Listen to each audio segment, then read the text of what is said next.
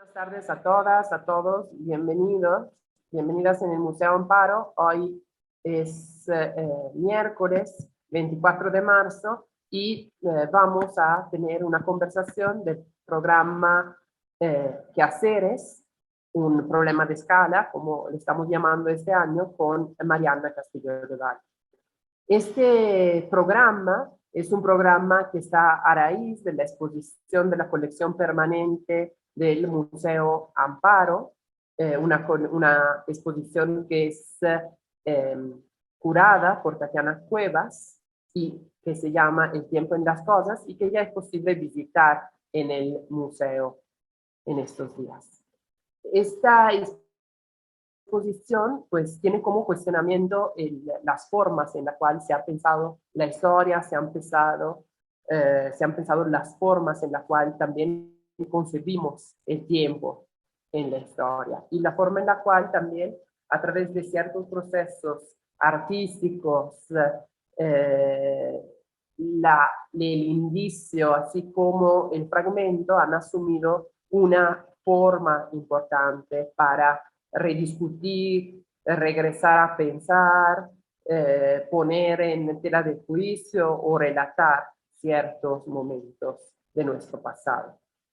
Entonces, este programa, que es un programa en el cual intentamos conversar con artistas, así como con especialistas, con curadores, con otros pensadores, pues tiene como reflexión tiene como reflexión central la idea de pensar, la idea de pensar a partir de esta idea de un cambio de escala, de pensar desde narrativas menores, desde otras conversaciones, desde formas en la cual podemos pensar precisamente el fragmento como una brecha para adentrarnos en un determinado periodo histórico.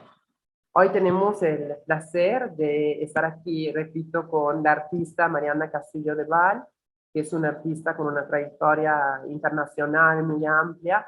Nos gusta leer semblanzas en este programa, pero y creemos que pues, Mariana sea suficientemente conocida, además que pues, hace poco, no es el año pasado, porque el año pasado fue así como medio cancelado y ya me perdí temporalmente, pero hace poco presentó una exposición de la cual también nos irá hablando en el mismo Museo Amparo. Así como, bueno, su obra es parte de esta exposición curada por Diana Cuevas. Así que bienvenida, Mariana. Es un gusto estar contigo el día de hoy. Gracias, Nina, por la invitación. Saludos a todos. Y pues nos gustaría empezar, Mariana, si te parece, desde un breve recorrido en algunas de las obras que te parecen interesantes mostrarnos en relación al museo, en relación a estas ideas que aquí estamos tratando. Así que pues te dejo la palabra y te agradezco. Gracias. Voy a compartir mi pantalla.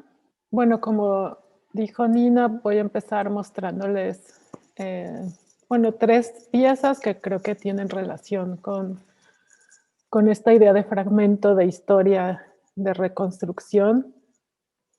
Primero les quería platicar sobre esta pieza que realicé, de hecho, en el Museo Amparo, en la exposición Intlili Intlapali, que la exposición la hice en colaboración con Diana Magaloni, y el caso del jardín en específico lo realicé junto con Tatiana Falcón, es una historiadora de arte y restauradora de la UNAM.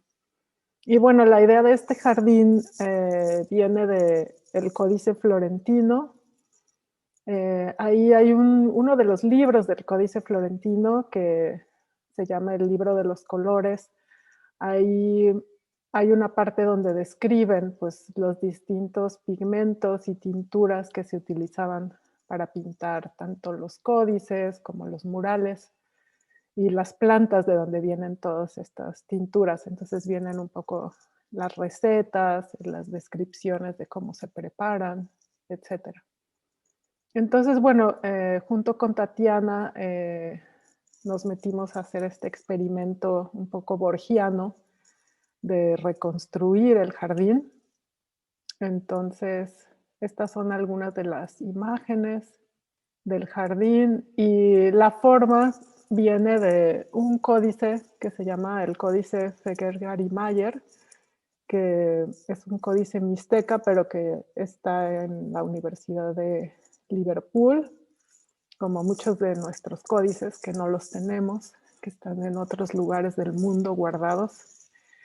Y bueno, esta es una de las primeras placas de este códice. El códice es un tonámatl, que significa un libro calendárico que muestra el Tonalpohualli, que es el calendario ritual que tiene 260 días y está descrito, si lo ven ahí, hay como estos palitos que tienen bolas adentro.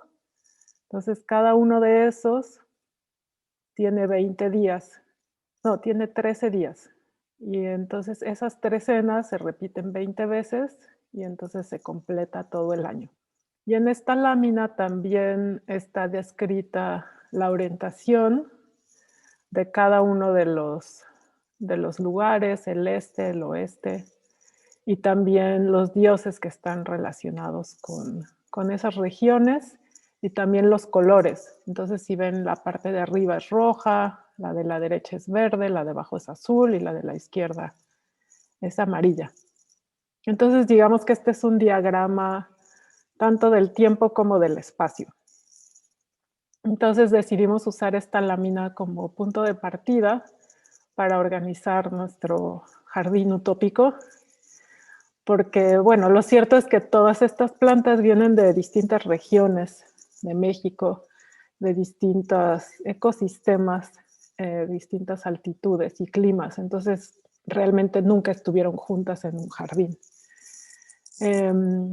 Entonces, bueno, este es un diagrama que muestra más o menos cómo estaban organizadas. Había una región que tenía los amates, que es con lo que se hace el papel, la selenita, que sirve de aglutinante también para realizar los pigmentos. Luego había otra zona que tenía el negro amarillo. Ahí había varias flores como el cempasúchitl, el árbol del mezquite, el xochipalli, que es otra flor, el zacatlascali, que es de hecho una planta parásita, de donde también se saca un color amarillo, y el óxido de hierro, que es un mineral. Y luego en el rojo teníamos achiote, que pues también se usa para cocinar, la grana cochinilla, que ese es el único que no es una planta, pero es un insecto que, como sabemos, crece o se hospeda en los nopales, el palo de Brasil y la hematita, que también es un mineral rojo.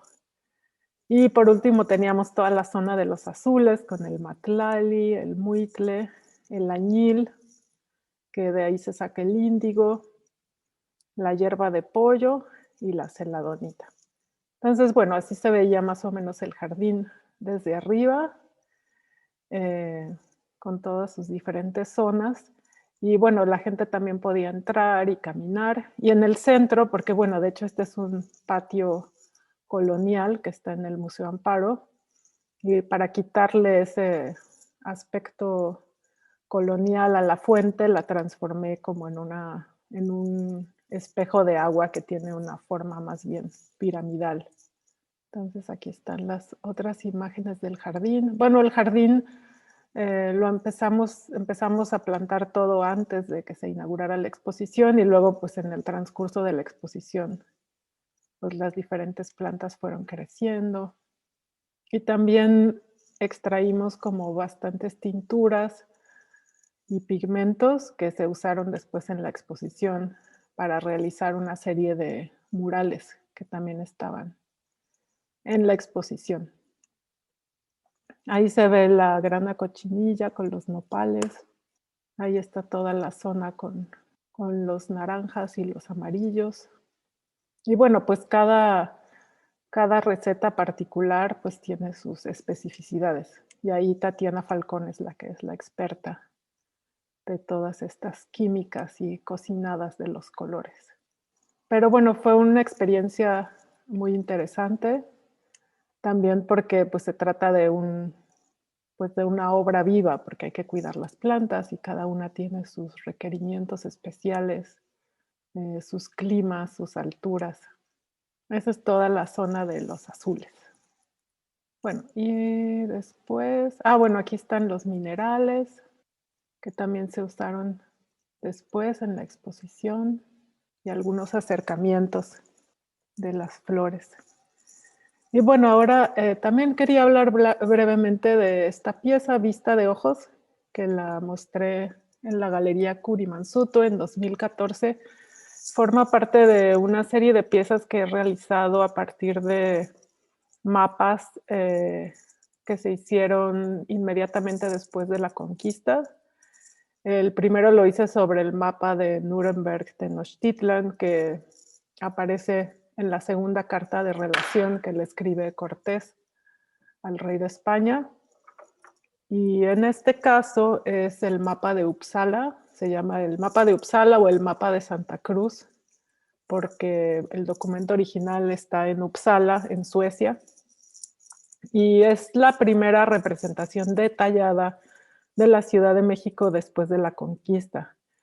En un momento donde la ciudad estaba experimentando una transformación del centro histórico, donde el lago se empezaba a secar, donde se empiezan a construir las estructuras coloniales, la catedral, etcétera. Pero también el mapa fue creado por un pintor indígena, por un tlacuilo.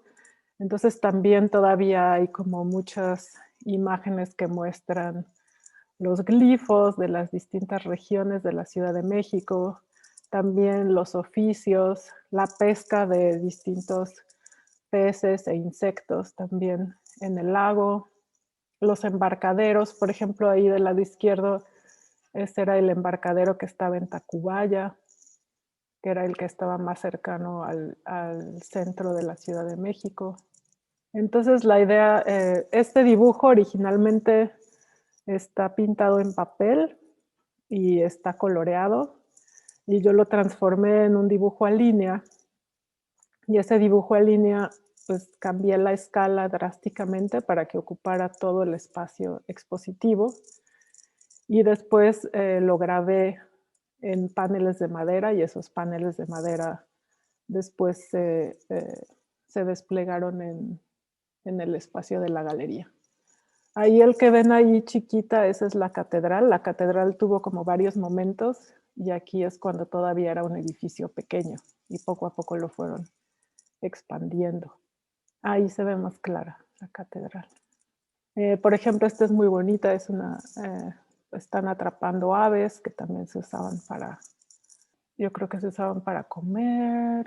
Aquí también, bueno, también la forma como los personajes están caracterizados ya es un híbrido entre los estilos coloniales e indígenas. Entonces hay cosas que parecen más un dibujo renacentista y hay otras que todavía tienen los métodos de representación de los códices prehispánicos. Y bueno, lo que también es muy importante en esta pieza, regresando al tema del fragmento, es que la razón por la que el piso es negro es porque realmente lo usé como una matriz de impresión.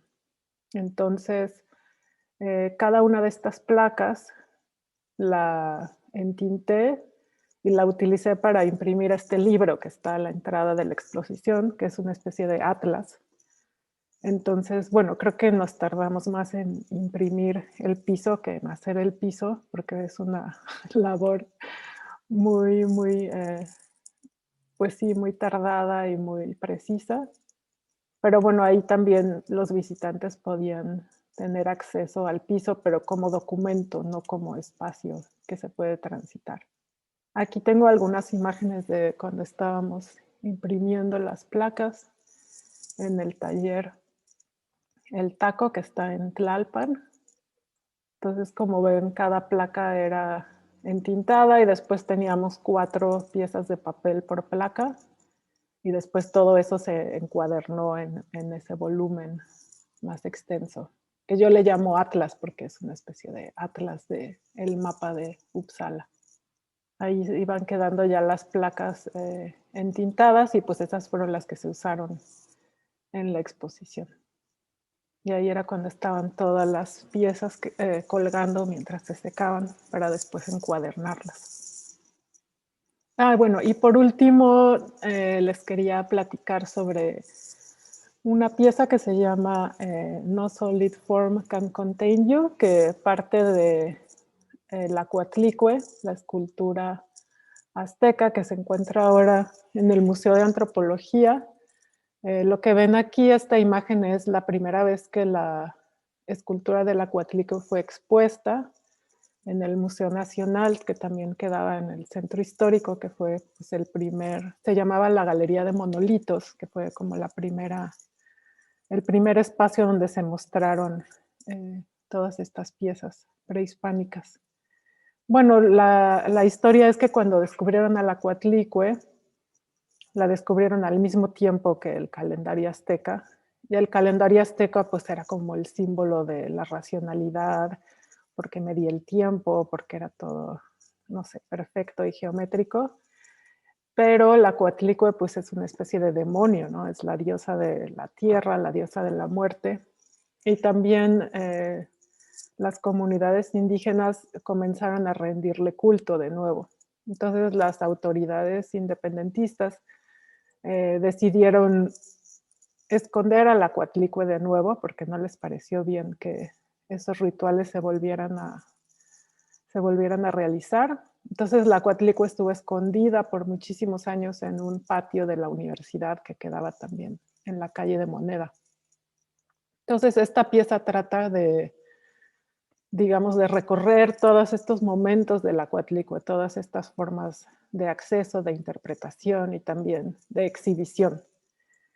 Porque, por ejemplo, cuando la Coatlicue estuvo escondida en los patios de la universidad, pues solamente los extranjeros la podían ver. Es por eso que Alexander von Humboldt la describe, y también el explorador Bullock también hizo un molde de la Coatlicue que después se llevó a Inglaterra y realizó una de las primeras copias de esta pieza y la expuso allá. Estos son una serie de linograbados que hice a partir de distintas representaciones de la Coatlicue. Aquí lo que pueden ver es que está como dividida, es como una especie de Coatlicue híbrida. Y estos ya son otras transformaciones que he hecho de la Coatlicue. Bueno, para mí la impresión ha sido muy importante en mi trabajo. Todos los métodos de reproducción, de molde, de cómo las imágenes se transforman y se convierten en otras cosas. Ha sido muy importante. Y bueno, fue en 2005, 2006 que hice una exposición en el Museo de Arte Carrillo Gil que se llamó Estas ruinas que ves, que empecé a trabajar con la familia Siret, que ellos se dedican a hacer réplicas de distintos monumentos pues históricos, arqueológicos, y ellos tenían este molde de la Coatlicue en su jardín, y junto con otros moldes los mostré en la exposición de estas ruinas que ves. Entonces se veía así. Pero bueno, este era el molde que ellos tenían. Y después de unos años les pedí que hicieran una pieza para mí, y entonces que hicieran un positivo de la Coatlicue, pero que todavía tuviera todas estas conexiones del molde. Entonces se volvió como una especie de positivo negativo híbrido, porque de hecho es el positivo de la Coatlicue, pero como todavía tiene todas estas uniones, mentalmente uno piensa que es un molde, pero no es un molde, es un positivo. Entonces esta pieza la he mostrado de distintas formas. Por ejemplo, esta fue la primera vez que la mostré en Long Beach, en una exposición en el Museo de Arte Latinoamericano. Y les pedí a todas las personas que trabajan en el museo que cada una tomara una pieza de la Coatlicue. Hicimos una serie de retratos. Estos también son otros de estos retratos. Que bueno, ahí digamos que está totalmente desarmada la pieza y se convierte más como en una especie de traje. Y bueno, las últimas veces siempre la he presentado tirada en el piso, porque así salen los dibujos, que cuando la tenían escondida en los patios de la universidad estaba como tirada, escondida. Esto es en una exposición que hice en el New Museum en Nueva York hace un par de años. Y bueno, también es tan imponente cuando uno la ve en el Museo de Antropología que se convierte en otra experiencia cuando está solamente en el piso, acostada, como que si a alguien se le hubiera olvidado que estaba ahí. Y también permite ver a la pieza por adentro, que es una cosa divertida. Bueno, pues estas son las referencias que les quería mostrar. Y pues si quieren podemos empezar a platicar. Claro, muchas gracias en principio, Mariana, para mostrarnos estas piezas y permitirnos adentrarnos en ella, ¿no? Con tu explicación y pues todo lo que vamos a entender mejor a partir de esto. Yo te tengo una primera pregunta que tiene que ver, bueno, con algo, ¿no? Que veo presente que me da curiosidad de tu obra. Obvio, pues el interés así para la historia, etcétera, es evidente. Quizás también sería interesante saber desde dónde nace este interés. Y también algo que iba notando, ¿no? La parte que tú hablabas era como la presencia de varios elementos que de alguna manera son documentos, ¿no? O sea, son copias de alguna manera. Tú te referiste a la idea de Atlas, te definiste de la misma forma de acercarnos a ciertos procesos a través del libro de por sí. La idea de copia, ¿no? De esta idea de ir haciendo algo para que quizás se vea en otro lado. Y a la vez este guiño poético muy interesante porque también es ambiguo del título de esta pieza de la Coatlicue, que en la cual se habla bueno, traduciendo en español, no sé cómo sea precisamente la traducción en español que tú uses, pero que dice que ninguna forma sólida pueda contenerte, ¿no? Me interesa este punto, ¿no? Porque me parece que habrá una discusión a propósito del concepto de historia relativa a la idea del documento, ¿no? Me parece que ponga al centro la idea que a pesar del documento exista alguna distancia que es imposible eh, recuperar. Y no sé si esto sea correcto o cómo tú pienses la historia del por qué es tan importante en tu trabajo y pues cómo pienses esta idea de estos soportes, de estos documentos, que también algo que me parece muy interesante es que muchas veces se originan a partir de cierto contacto, ¿no? Como esta acción de hacer el negativo, entonces de estar recubriendo, ¿no? Un objeto o de grabar. Entonces, como algo que surge de esta, ahora sí, presencia simultánea de los dos elementos en algún momento contundente. Sí, pues yo creo que una de las reflexiones que también fue muy importante en la exposición de Intlili Intlapali en el Museo Amparo es esta pregunta que tú haces de a quién le pertenece la historia y en qué forma. Por ejemplo, después de este gesto iconoclasta que se realizó durante la conquista, que se destruyeron millones de documentos, de esculturas, se mataron personas. ¿Qué nos queda de todo eso? Pues muchas veces no nos queda nada. Muchas veces nos queda una hipótesis. Por ejemplo, el jardín es una hipótesis de algo que no sabemos si existió de esa manera o no. Y nos quedan muchas copias, nos quedan reproducciones, nos quedan archivos digitales, nos quedan facsímiles. Y muchos de estos códices, que bueno, sus originales están en universidades en otros países, pues tenemos acceso a ellos solamente de manera tangencial. Pero podemos tener agencia. Entonces yo creo que el valor del arte contemporáneo está en esa reapropiación de esos documentos, aunque no vengan del original. Entonces es como, yo a veces me gusta hablar de la revancha de las copias, ¿no? De cómo la copia puede tener más agencia que el original, porque el original nadie lo conoce porque no tenemos acceso a él. Entonces yo creo que a partir de esta idea de la reproducción y lo que tú llamas el contacto, de cómo este contacto alguna vez es como metáfora, alguna vez es, como dices, a través de la impresión, o sea, el papel realmente tiene un contacto con la matriz original, o como en el molde de la Coatlicue, pues la fibra de vidrio también tiene contacto con la pieza original. A partir de ese contacto generamos un nuevo contenido, generamos una nueva imagen. Y creo que de ahí viene mi interés en la historia, a través de pensarla de otra manera, no solamente a partir de los originales o de las grandes historias, sino más bien como lo que decía Sergio Ginsburg, a partir de las microhistorias, de los fragmentos, de las cosas que no están ahí, de las personas que no fueron protagonistas, de las voces que ya no están. De hecho, Ay, se me olvidó decirte que, porque preguntaste sobre el título de la pieza, de hecho el título original es en español, se llama Ninguna forma sólida te contiene, y viene de un poema de Jorge Cuesta.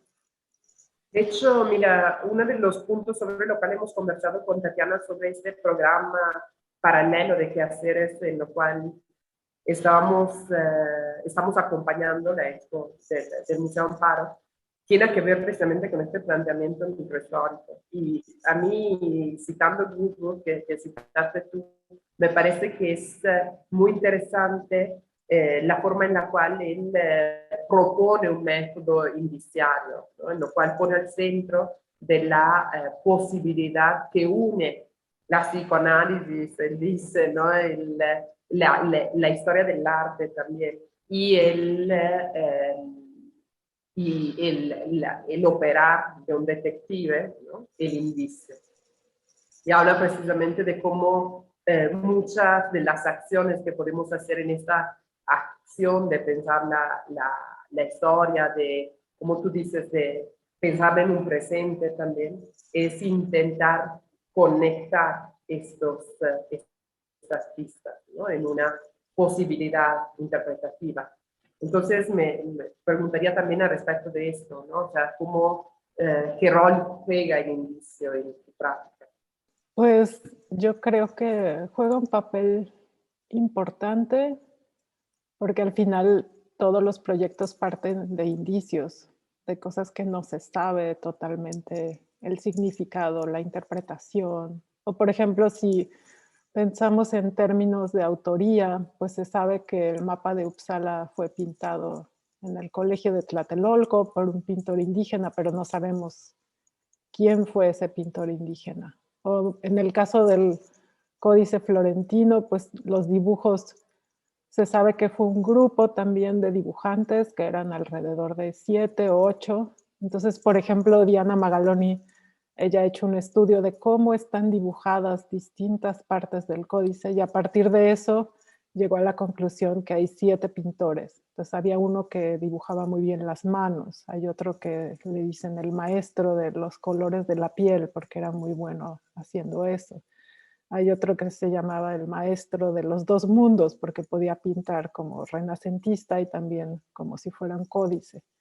Entonces, bueno, todos estos indicios nos llevan a crear historias y a recuperar la identidad pues, de esas personas, de alguna manera. Entonces, ese trabajo detectivesco también es un trabajo de reautoría.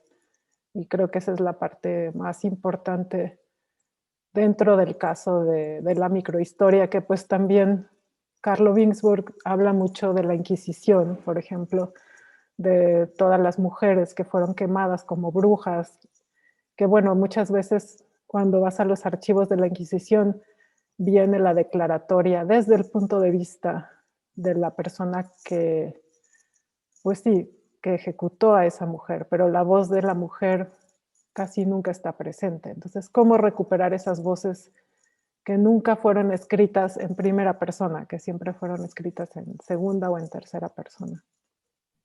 Sí, creemos que es una operación muy importante y que obvio tiene que ver también con, como tú dices, ¿no? Reapropiar, readjudicar una autoría y quizás también estructurar una otra narrativa.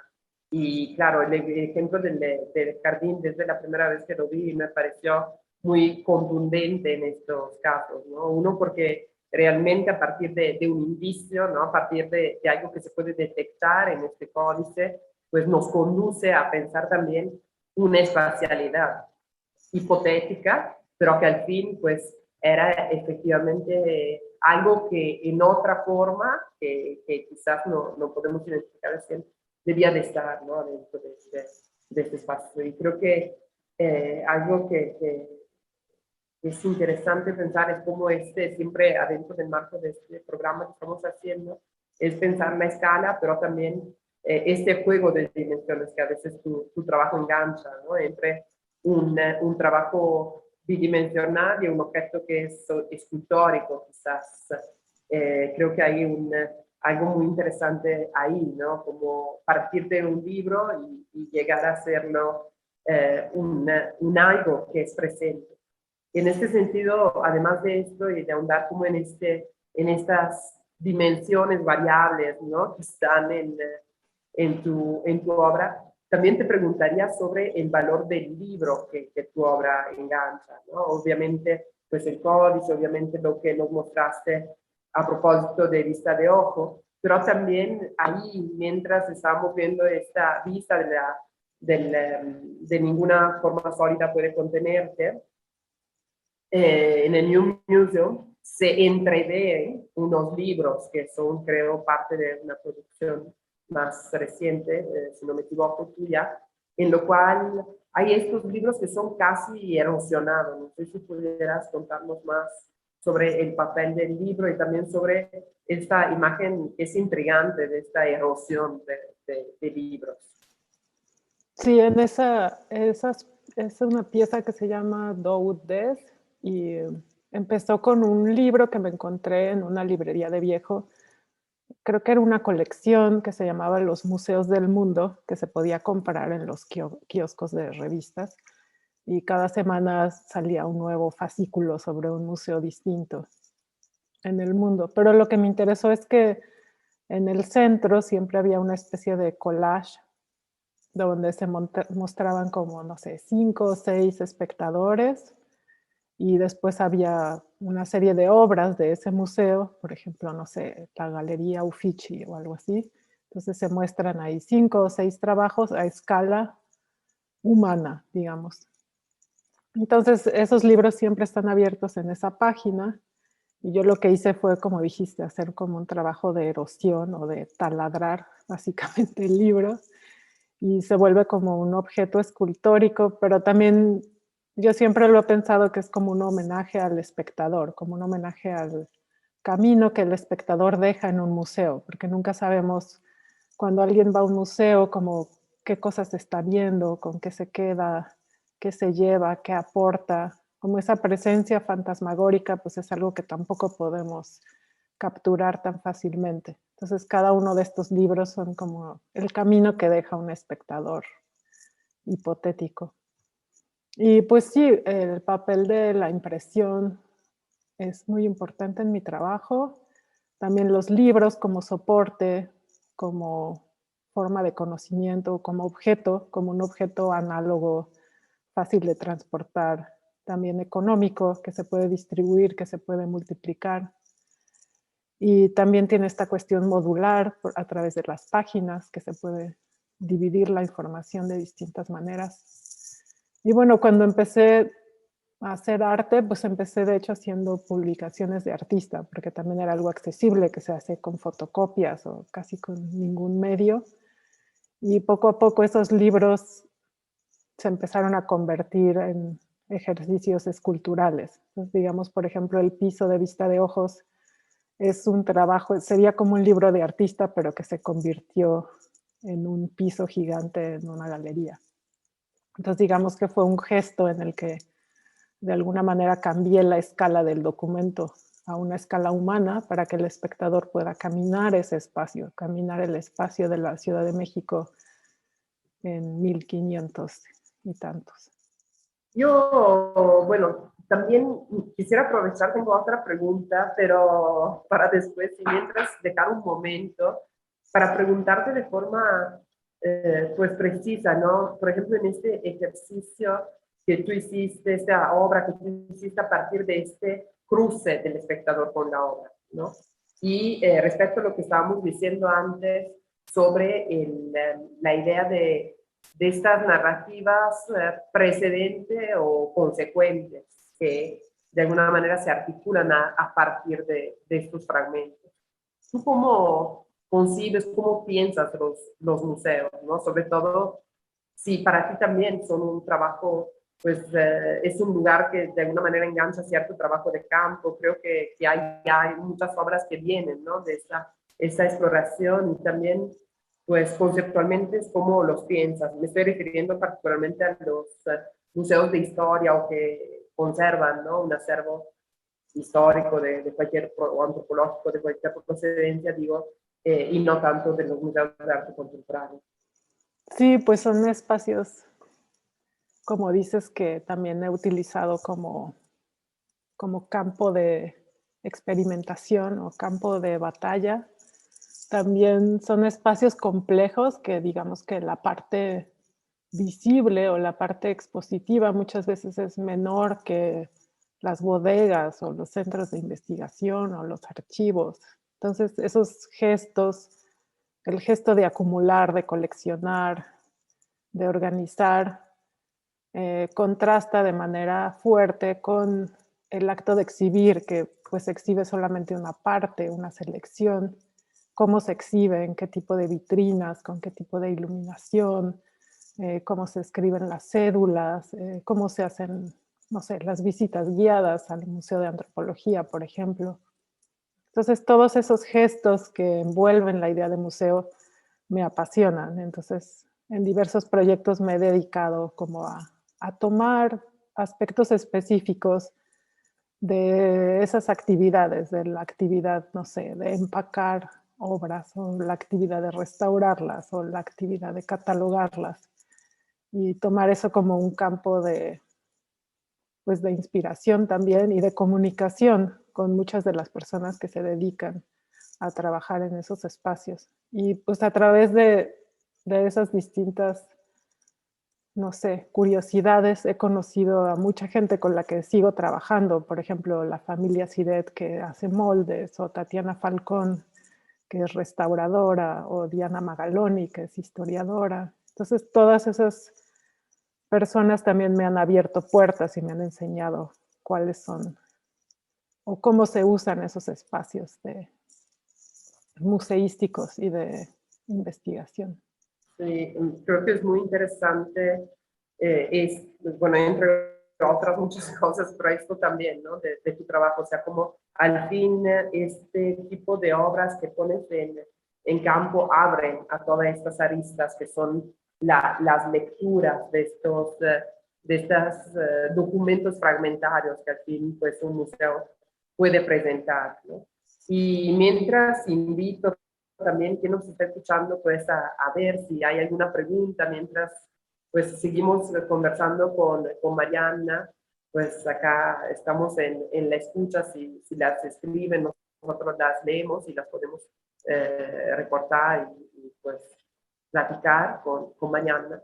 También me parece, mientras seguimos conversando tú y yo, algo bastante interesante toda esta cuestión de lo que no se ve, ¿no? O sea, ahora tú estabas diciendo anteriormente en la charla, dijiste algo que creo que también es muy interesante de muchas de las prácticas que están en la exposición ahora del tiempo en las cosas y que tienen a que ver con ese discurso de interpretación, ¿no? De construir narrativas y que al fin sí cuestionan de forma bastante pues radical a quién pertenece la historia, a quién pertenece en términos objetuales, pero también, y tú lo estabas diciendo antes, a quién también pertenece en términos de relato, ¿no? O sea, desde dónde se está contando y quién tiene la posibilidad de construirla y de articularla.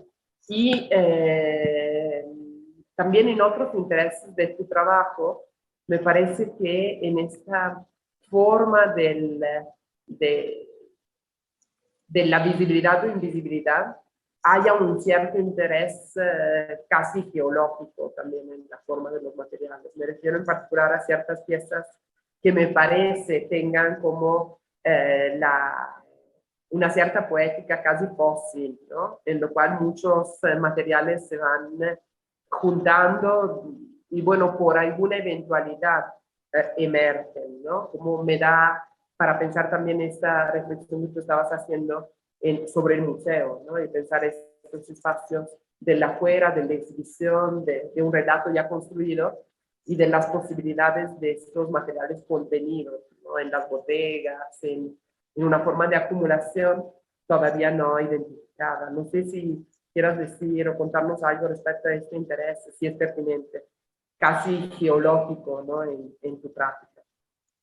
Sí, bueno, los últimos años, sobre todo he utilizado mucho una técnica que se inventó en Italia, que se llama scagliola, o en alemán le dicen Stuckmarmor, que es una técnica que trata de imitar mármoles o piedras, pero está básicamente hecho con yeso y con otros materiales, con pigmentos. Y a través de esta técnica hice como varios experimentos, que al final, bueno, todo esto también es una copia, es una apariencia geológica, pero al final no tiene nada de geológico. Pero digamos que realicé una serie de collages geológicos, matemáticos, donde empecé como a incluir objetos dentro de este material y hacer como, parecen, no sé, siempre pensaba que eran como piezas distópicas, imaginándome que cuando la humanidad desaparezca y todos los museos estén colapsados, va a llegar otra especie y va a encontrar como los sedimentos de lo que eran los museos. Entonces van a estar ahí fragmentos de piezas, de cosas hechas de madera, de cerámica, de yeso. Entonces digamos que ese juego también ficticio, digamos que no es una preocupación geológica real, o sea, creo que nunca he hecho cosas como masivas, muy pesadas. De alguna manera siempre trato de quitarle el peso a las cosas. No sé, también en el caso del Acuatlicue se convierte casi en una costra, como en la piel de un monumento de piedra, pero todo el peso de la piedra desaparece. O en el caso del piso, pues se convierte en papel, que también es un material muy leve. Entonces creo que, no sé, de alguna manera me interesa ese contacto que genera un objeto, pero ese objeto es muy leve, es como casi inexistente. Volviendo a lo que tú preguntabas acerca de la presencia o de la no presencia de las cosas. Sí, me parece que este contacto también da para mucho, ¿no? Y creo que también da para pensar sobre el concepto, ¿no? De monumento, de documento, también de arquitectura y de la misma idea de mapa, ¿no? Por ejemplo, a mí me parece muy interesante este juego de escalas que tú construyes con este mapa que es una reducción, ¿no? Y qué sucede en el momento en el cual tú misma estás citándolo de esta forma, que es un espacio que se hace caminable, ¿no? De alguna transitable, o sea, que es posible caminar en esa mirada, en esa representación de la Ciudad de México, bueno, de la actual Ciudad de México en un tiempo, pues, de pasado. Y en este sentido, algo que te preguntaría es de regresar un momento a la idea de copia, ¿no? O sea, de esta idea de profundizar un poquito más en esta idea de la copia. ¿Por qué y qué papel juega en tu obra esta reproducción, en un cierto sentido, que se origina de este contacto? Ya hemos hablado un poco de contacto, pero también la idea de hacer algo más que circula de otra forma. Creo también hablando, por ejemplo, de lo que nos estabas contando sobre cómo empezaste, entonces de la idea misma del libro, que es un objeto que también lo estabas diciendo en la charla, decía es un objeto que puede circular, ¿no? Y entonces, ¿qué dirías respecto de esta idea de la copia y de la circulación? También vinculado a la idea de la organización de relatos que construimos. Sí, creo que También ese interés viene de una crítica a la idea de original que existe en el mundo occidental, de la pieza única, la pieza maravillosa que no se puede repetir. Y también, por ejemplo, en el caso de la arqueología, pues me ha interesado mucho investigar como la historia de la falsificación. Ha habido grandes falsificadores que realmente son artistas, que inclusive inventaron sus propias piezas, que no estaban copiando nada, simplemente estaban haciendo una pieza estilo Veracruz. Y esas piezas terminaron en colecciones de museos en el mundo, fueron exhibidas. Y no sé, por ejemplo, el famoso falsificador Brígido Lara, él decía, bueno, es que yo soy un artista que solamente está continuando una tradición.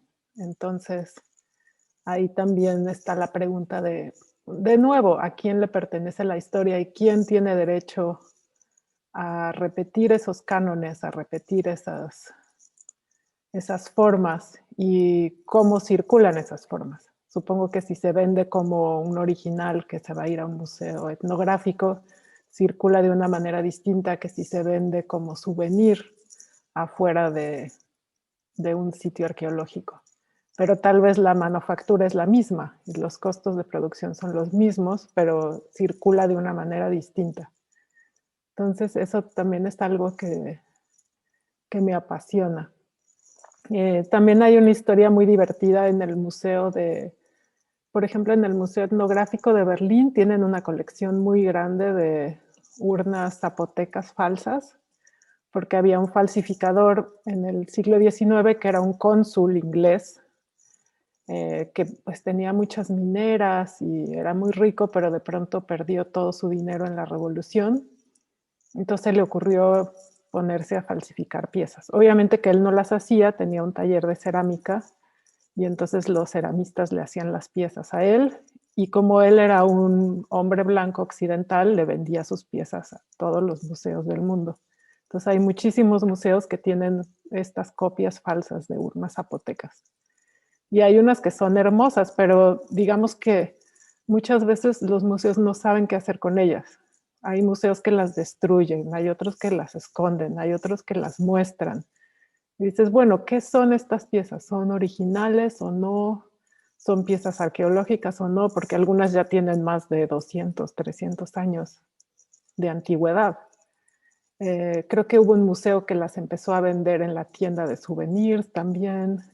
Hubo otro museo que las pulverizó y las dispersó, porque si las rompían y las enterraban, alguien las iba a encontrar y las iba a volver a armar, y entonces así continuaba la historia. Entonces creo que hay, no sé, hay historias muy apasionantes de cómo lidiar con estos errores. Son como errores en el sistema que se meten dentro de la estructura museística y entonces ahí hay que aprender a solucionarlo o hay que hacer algo con ese problema, pero no se puede esconder porque está ahí y el objeto está ahí, como tú dices, el objeto existe y es sólido y no se puede desaparecer así nada más. Y a tal respecto creo que hay algo muy interesante respecto a la idea de cómo se concibe también cierta temporalidad histórica, ¿no? O sea, creo que es una mirada bastante occidental la de cristalizar, ¿no? El momento de la producción de una forma casi auráfica, ¿no? Y como si esto en realidad no perteneciera a una forma más amplia y reproducible, que en realidad puede tener otra forma de seguir existiendo también en su reproducción continua. Y creo que también esto en realidad va mucho, ¿no? Bueno, al respecto de la exposición que se está presentando, en la cual también uno de los temas es cuestionar la mirada lineal del tiempo, ¿no? Que es obviamente que pertenece a cierto tipo de filosofía de la historia y que pues se pudiera rediscutir. Algo que me interesó también mucho, aparte de estos casos de falsificadores, pues tú habías dicho que también trabajas mucho en colaboración, ¿no? Y trabajas en colaboración con personas que te acompañan en estos procesos. de investigación y producción. Y hace un tiempo me pasó de ver una exposición tuya, que creo que es pertinente estar mencionando ahora, que era en el Museo de Arte Contemporáneo de Oaxaca, en la cual había cierta colaboración con artesanos, por lo que yo entiendo. No sé si que me parece que algo interpela respecto a lo que acabas de decir, ¿no? O sea, que hay cierto tipo de formas de hacer que perviven las épocas históricas, ¿no? Entonces, hay otras formas también de pensar esta objetualidad que se desprende de ciertos rituales o rituales de cotidiano también. No sé cómo hayas trabajado este proceso. Te lo voy preguntando como una de las últimas cosas. También repito, si hay alguien que quiera preguntar, que quiera interpelar, comentar algo, pues bienvenida. Sí, esa exposición en el Museo de Arte Contemporáneo en Oaxaca, que se llamó ¿Quién medirá el espacio? ¿Quién medirá el momento? Fue en colaboración con el taller Cuatlicue en Atzompa, en Oaxaca, y también con la asociación Innovando la Tradición. Y básicamente lo que queríamos era hacer un proyecto un ejercicio de actualización de los repertorios de producción artesanal y también tratar de quitarle esa aura y de infantilizar a los artesanos, de pensar que solamente están repitiendo formas, que no son capaces de generar sus propios repertorios. Entonces hicimos una serie de visitas al Museo de Arte Contemporáneo de Oaxaca y cada quien escogió las piezas que más les gustaban. Y después también escogimos cosas que no tenían nada que ver con la arqueología, como, no sé, ruedas de bicicleta, pelotas, tuercas, tornillos, no sé, la columna infinita de Brancusi. Y después hicimos como una serie de ejercicios en los que generábamos historias. Entonces, no sé, a partir de 10 imágenes se generaba una historia. Hay una que es, por ejemplo, el origen del mundo en 100 años. Entonces ahí vas contando cómo todo empezó con un perrito de Coahuila que después se convirtió en pelota y después se convirtió en guajolote y después en murciélago, etc. Y después había otras historias que era, por ejemplo, la vida del señor, del padre de familia, que es el que prepara el barro, de cómo se despierta, de todas las cosas que hace durante el día, de cómo quema las piezas, después las lleva al mercado. Entonces digamos que algunas historias eran más cotidianas y otras eran más metafísicas. Y a partir de eso generamos una serie de columnas que fueron las que se mostraron en la exposición. Y sí, fue una colaboración muy interesante, muy intensa. El taller Coatlicue también tiene una personalidad fuertísima. Ellos hacen cosas como muy, muy, muy especiales. Y aprendí mucho acerca de cómo articular esas colaboraciones de una manera horizontal y justa, porque yo creo que, no sé, como artista contemporáneo, si invitas a un artesano, siempre tienes que tener cuidado cómo estás generando esa colaboración, si es una colaboración o si es una comisión. Entonces, cómo se distribuye la agencia, los créditos, y eso es una cosa que siempre hay que tener cuidado, pero que al final fue una experiencia muy interesante. Sí, totalmente, ¿no? Porque si no regresamos como a ciertas dinámicas que un poco comentábamos, ¿no? A lo largo de la charla, en la cual también esta posibilidad de relatar o de mostrar o de representar o de materializar, pues se va extrayendo, ¿no? En alguna medida. Me parece muy interesante que lo hayas, pues, que nos hayas contado, ¿no? Como también lo piensas en este aspecto. Yo creo que te tengo como una última pregunta que me interesaría ver y que también viene un poco de algunas cosas que estuviste diciendo, ¿no? En el presente, en la charla, y que tenían que ver con el momento en el cual estuvimos hablando de en la forma en la cual de alguna manera piensas ciertas formas teológicas, ¿no? En tu trabajo, y que también tiene que ver con esta cosa que estamos comentando ahora, de una distinta forma de concebir la historia, ¿no? Entonces, de concebir como más que la historia, el tiempo, ¿no? Las formas en las cuales el tiempo pues está conectado a la historia de las formas, y estas puedan eh, darnos y abrirnos la posibilidad de pensar nuevos modelos de tiempo también. En algún momento mencionaste la idea del futuro, entonces como de forma contundente, para ir concluyendo, y bueno, también si tú quisieras agregar algo estaría muy bueno, pero me daría para preguntarte cómo piensas que la historia sea una herramienta para el futuro, ¿no? Por ejemplo, recientemente también estábamos hablando eh, y refiriéndonos al trabajo de Silvia Rivera Cusicanqui y de lo que ella piensa sobre la cosmogonía aymara y la idea de cheque. Y decir, y a mí me parece poderosísima la idea que bueno, como una especie de forma revolucionaria de hacernos pensar que en la cosmogonía aymara el pasado el futuro está a nuestras espaldas, ¿no? Y lo que vamos pudiendo ver es ese pasado que estamos viviendo. Entonces, no sé tú cómo piensas en este tipo de obras o en tus reflexiones sobre estas apuestas al futuro, de qué papel juega la historia. Sí, justamente hace poco estaba leyendo un texto de Yasnaya Elena, donde ella también hablaba de cómo cada cosmogonía tiene una relación con el espacio distinta. Entonces mencionaba lo que tú dices de los Aymara, y decía que también en la cultura Miché, no me acuerdo bien, pero creo que el futuro está arriba y el pasado abajo, o el futuro está abajo y el pasado arriba. Entonces ahí solamente imaginarte eso te cambia totalmente el esquema de manera radical.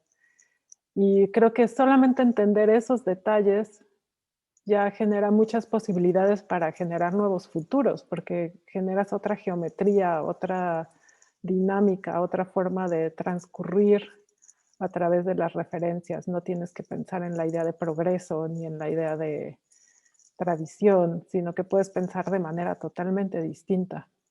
Y creo que pues todos esos ejercicios de imaginar futuros a mí me resultan como muy entretenidos.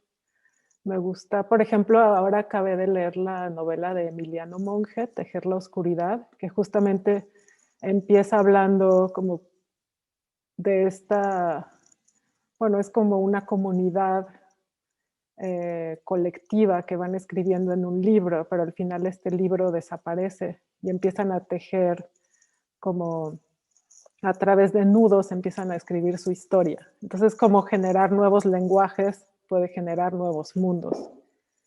Aunque sea una fantasía distópica, pero también es una manera que nos puede ayudar a imaginar otras estructuras temporales. Que bueno, a través de la tecnología, por ejemplo, ahora que durante este año pandémico, pues nuestra idea de tiempo y espacio se ha transformado de manera radical, porque ya no sabemos ni dónde estamos, ni cuándo, ni cómo.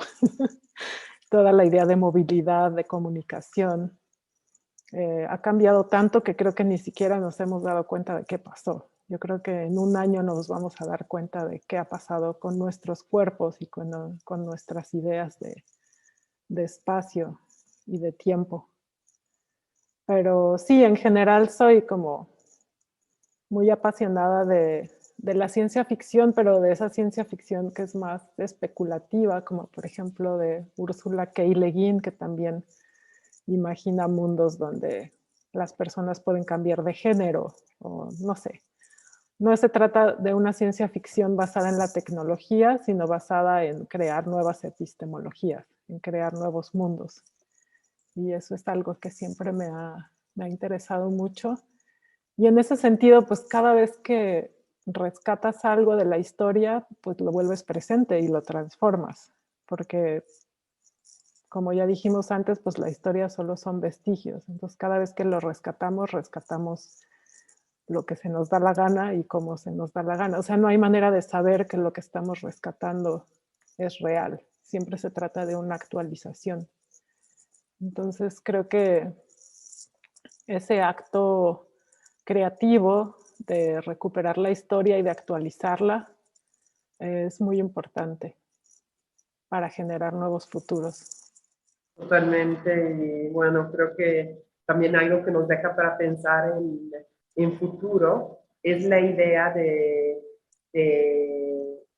es la idea de la tecnología, como tú lo estabas mencionando, ¿no? Muy curiosamente, efectivamente, muchos, y quizás no curiosamente, en realidad, en una suerte de narrativa también con esto que anda pasando, me parece que la tecnología otra vez nos haga regresar a la mesa los temas vinculados al fragmento, ¿no? Esta forma de interpretarnos por cachitos y pues también concretice toda esta distancia imposible de llenar, ¿no? Entre, pues por ejemplo, tú y yo ahora en una distancia enorme, ¿no? Pero que en algún momento pues estamos en este contacto.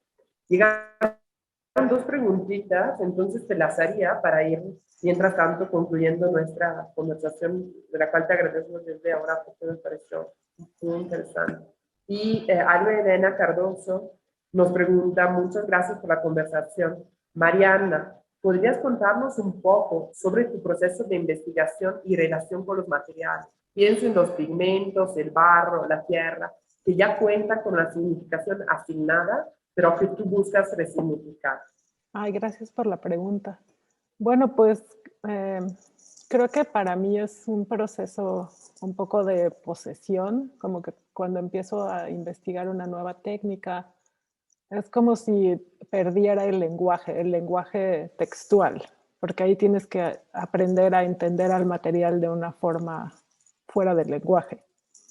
Y creo que eso es algo muy, muy importante y apasionante porque aunque leas 50 libros acerca de la cerámica, pues solamente la vas a aprender cuando la hagas. Entonces, esa cuestión de ese trabajo físico, el oficio, es algo muy importante y tiene como el mismo peso que la investigación en sí, que la investigación textual o el hecho de leer libros o hablar con investigadores. Y también es algo que permite esa transformación. O sea, en ese momento en el que investigo los materiales, ahí me tengo que olvidar de todas las referencias, de todas las teorías. Y en ese momento es donde esas referencias se digieren y se convierten en otra cosa, como en ese momento de la digestión. Es casi como una especie de antropofagia brasileña. Y creo que es como esa transformación es como el momento más anárquico o caótico del trabajo, porque creo que no se puede ser consecuente en todo momento. O sea, hay un momento donde tiene que haber una transformación radical de los materiales originales y esa transformación radical es la que genera la sorpresa. Entonces, para generar esa sorpresa hay que olvidarse de todo lo que uno ya aprendió, porque si no ya se vuelve todo muy repetitivo y predecible.